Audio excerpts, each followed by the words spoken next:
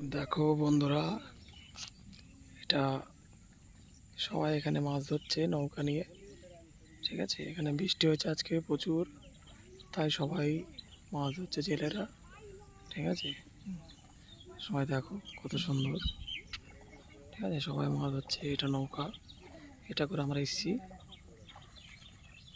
এই যে এখানে ধরছে মাছ, দেখাবো মাছ। যা কি মাছ ওঠে, ঠিক আছে, মাছ দেখবো। এখানে উঠেছে কি মাছ দেখি, আসিস। কোথায় ফেলছিস? ফেলিস না।